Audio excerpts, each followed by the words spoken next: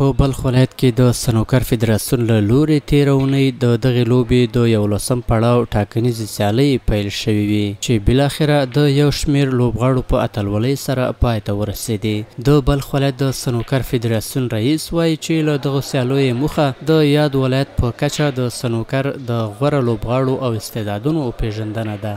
در این مسابقات 4 بازیکن به حساب نونیالا کاتگوری نونیال بازی کردن، 4 بازیکن هم به حساب بزرگسالا و 32 بازیکن در بخش جوانان که خوشبختانه ما 8 تن، 2 تن از بزرگسالا و 2 تن از نونیالا و 4 تن هم از بخش کاتگوری جوانان انتخاب شد به تیم منتخب ولایت بلخ.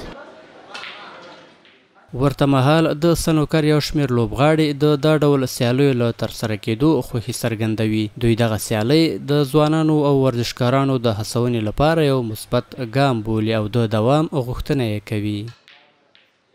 چنین مسابقات از نظر بنده بسیار فوق‌العاده خوب بوده و ما تانستیم که در این مسابقه همچون چهره‌های جدید جذب کنیم و بتونیم که پیدا کنیم که انشالله یک دستاورد بهتر و بهترتر برای ولایت ما بتونیم بیاریم و انشالله که در کشور هم در مرحله بعدی بخوریم. چنین مسابقات به خاطر رشد و تقویت بازیکن‌های جوانان و نوجوانان است و ما می‌خواهیم که این مسابقات ادامه پیدا کنه.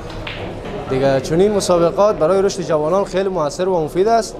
دیگه بنده خیلی خوشحال هستم که چنین مسابقات از این بیشتر رشد کنه.